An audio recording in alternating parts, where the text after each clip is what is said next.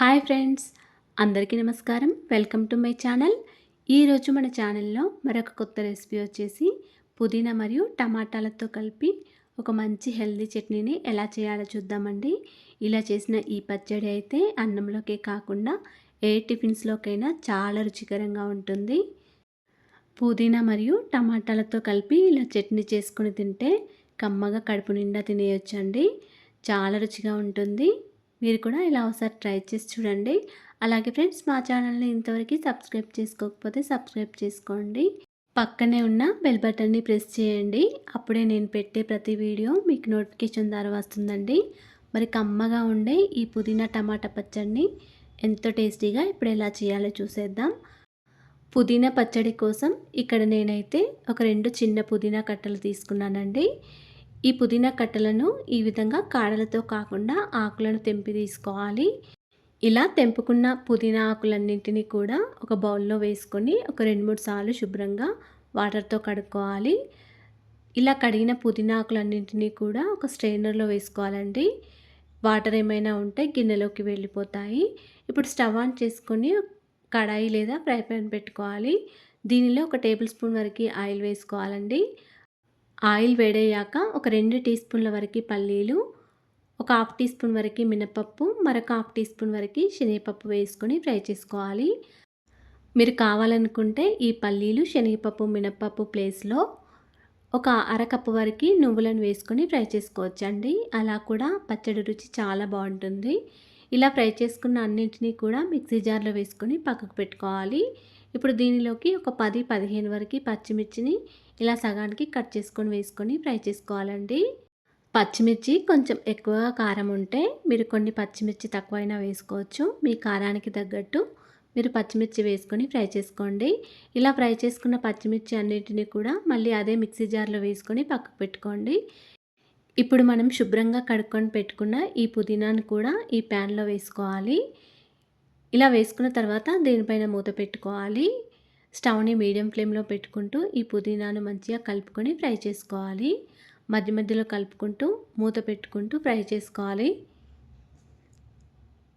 కొద్దిసేపటికే ఈ పుదీనా మొత్తం ఇలా దగ్గరగా అయిపోతుందండి.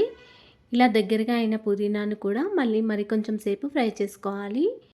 పుదీనాను ఫ్రై చేసేటప్పుడు మధ్య మధ్యలో కలుపుకుంటూ స్టవ్ని సిమ్లో పెట్టుకుంటూ ఫ్రై చేసుకోవాలి. ఇలా ఫ్రై చేసుకున్న తర్వాత దీనిలోకి ఒక 6 లేదా 7 వరకు టమాటాలను ఇలా చిన్న ముక్కలుగా కట్ చేసుకొని వేసుకోవాలండి. మీరు కావాలనుకుంటే పుదీనాను మిక్సీ జార్లో వేసుకొని టమాటాలను సపరేట్గా ఉడికించుకోవచ్చు. నేనైతే పుదీనా కొంచెం ఉడకడానికి టమాటాలను కూడా ఇందులోనే యాడ్ చేశాను. ఇలా టమాటాలు వేసిన తర్వాత దీనిలోకి ఒక టీ స్పూన్ వరకు సాల్ట్ను వేసుకోండి. మీ రుచికి తగినంత సాల్ట్ను వేసుకోండి. ఇలా సాల్ట్ వేయడం ద్వారా టమాటాల నుండి వాటర్ రావడం మొదలవుతుంది.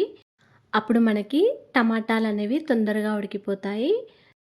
ఇప్పుడు దీనిలోకి ఒక చిన్న నిమ్మకాయ సైజ్ అంతా చింతపండుని తీసుకొని వాటర్తో కడుక్కొని వేసుకోండి.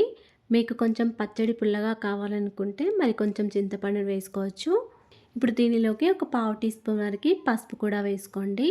అదేవిధంగా ఒక 10 వరకు వెల్లుల్లి రెబ్బలు కూడా వేసుకోవాలి. ఒక టీ స్పూన్ వరకు జీలకర్ర కూడా వేసుకొని అన్నీ మొత్తం ఒకసారి బాగా కలుపుకోవాలి. టమాటాలు మొత్తం ఇలా ఉడికి దగ్గరగా అయ్యే వరకు ఉంచుకోవాలండి. స్టవ్ని మీడియం ఫ్లేమ్లో పెట్టుకుంటూ టమాటాల నుండి వచ్చే వాటర్ మొత్తం ఇంకిపోయే వరకు ఇలా కలుపుకుంటూ ఉడికించుకోవాలండి. మొత్తం ఇలా దగ్గరగా అయ్యే వరకు ఉంచుకోవాలి. తర్వాత స్టవ్ ఆఫ్ చేసుకోవాలి. ఇది కొంచెం చల్లారిన తర్వాతనే మనం మిక్సీ జార్లో వేసుకోవాలండి. ఉడికించుకున్న టమాటా పుదీనాను చల్లారిన తర్వాత మళ్ళీ మిక్సీ జార్లో వేసుకోవాలి. ఇలా మిక్సీ జార్లో వేసుకొని మూత పెట్టుకొని ఒకసారి గ్రైండ్ చేసుకోవాలండి. మీకు పచ్చడి కొంచెం బరకగా ఉండాలనుకుంటే కొంచెం బరకగా గ్రైండ్ చేసుకోండి. కొంచెం మెత్తగా కావాలనుకుంటే మెత్తగా గ్రైండ్ చేసుకోవచ్చు. ఇలా గ్రైండ్ చేసుకున్న పచ్చడిని ఒక బౌల్లో వేసుకొని పక్కకు పెట్టుకోవాలి. ఈ పచ్చడిని ఇప్పుడు పోపు వేసుకోవాలండి. ఈ పచ్చడి పోపు వేయకుండా కూడా పచ్చడి రుచి చాలా బాగుంటుంది. పచ్చడిని పోపు వేయడానికి ముందుగా స్టవ్ ఆన్ చేసుకొని ఒక ఫ్రై పాన్ పెట్టుకోవాలి. ఇందులో ఒక టేబుల్ స్పూన్ వరకు ఆయిల్ వేసుకొని ఒక పావు టీ స్పూన్ వరకు జీలకర్ర ఆవాలు, ఒక పావు టీ స్పూన్ వరకు మినపప్పు, మరొక పావు టీ స్పూన్ వరకు శనగపప్పు, ఒక 2 ఎండుమిర్చి కూడా ఇలా సగానికి కట్ చేసుకొని వేసుకోవాలి. కొద్దిగా కరివేపాకు, ఒక 2 వెల్లుల్లి రెబ్బలు కొంచెం బరకగా దంచుకొని వేసుకోవాలి. ఇవన్నీ ఫ్రై అయిన తర్వాత దీనిలోకి కొంచెం ఇంగువ వేసుకోవాలండి. ఇలా అన్నీ వేసిన తర్వాత స్టవ్ ఆఫ్ చేసుకొని ఈ పోపు మొత్తం పచ్చడిలో వేసుకోవాలి. అంతేనండి, ఎంతో రుచికరంగా ఉండే పుదీనా మరియు టమాటా పచ్చడి రెడీ అయిపోయింది. మీరు కూడా ఇలా ఒకసారి ట్రై చేసి చూడండి. ఈ పచ్చడి అయితే వేడివేడి అన్నంలోకి నెయ్యి వేసుకొని కమ్మగా కడుపు నిండా తినేయొచ్చండి. ఇలా చేసిన ఈ రెసిపీ కనుక మీకు నచ్చినట్లయితే ఒక లైక్ చేయండి అండ్ షేర్ చేయండి. అలాగే మా ఛానల్ ఇంతవరకు సబ్స్క్రైబ్ చేసుకోకపోతే సబ్స్క్రైబ్ చేసుకోండి. Thanks for watching.